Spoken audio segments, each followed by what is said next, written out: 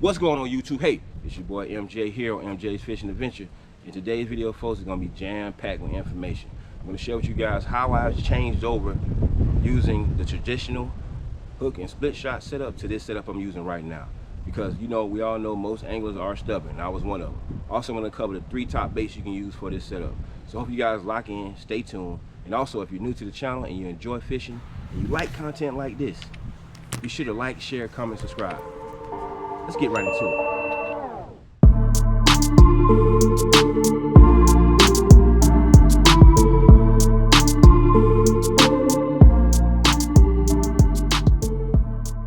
All right, folks, I'm gonna show you how to turn this 1 4-ounce sinker weight and this number 2 Aberdeen hook into a slab slayer. Let's do it. So, to perform this setup, the first thing you need to do, you can either open up your bail on your rod or loosen the drag. So I loosen the drag just to give myself enough line, okay? Now, I'm going to take my hook, okay? You're gonna put it in the eye of that hook. Now, once I get in the eye of that hook, I'm gonna give myself enough line, feed it through so I can perform the loop knot. So I'm gonna grab the line that I put through the eye and the line that's on the rod. I'm just gonna take my pointer and my middle finger. I'm gonna perform the loop knot. I'm gonna go around 4 times. 1, 2, 3, 4. Okay, now once I get to 4, I'm just gonna take my line, and all I'm gonna do is just pull it, cinch it down on that line, okay? Now it's gonna look like this, okay? Now, you may say, well, how much line do I need to have off there? It's all about your preference, folks.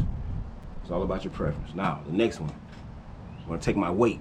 I'm gonna perform the same thing. I'm gonna stick it through the eye. Now, you can either, on this one, you can either do a preferred clinch knot or go through the same thing, a loop knot, whatever's easy for you. All right, pull it through. Same thing. 1, 2, 3, 4. Perform the loop knot. Now with this one, I'll probably get a little closer to the eye as I can. Boom, like that. So now once I perform that, all I'm gonna do is just cut this tag end off. And it's gonna look like this. So now, that weight is at the bottom. If you can see, the weight's here and the hook's here. Now, as far as how many inches do it need to be from the weight, again, that's all in your preference, okay? Now, the one thing I wouldn't have it this close where the weight is like sitting right on top of the hook. I would at least give it anywhere around like 6 inches or maybe higher. But again, it's your preference, because once you start catching those fish, just imagine if that fish on that hook, this part is gonna probably wrap around the fish.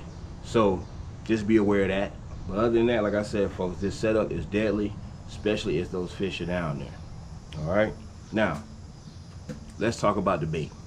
The bait that I use when I hands down go out and go fishing is either grass shrimp, crickets, and red worms. That's it. Now, why do I use those baits? Because a lot of guys in my area that goes out and go fishing, when I see them come back with limits and coolers full of fish, these are the baits that they're using. Not saying you can't use it by catching with bread, hot dogs, Vienna sausage, what else? Frozen shrimp.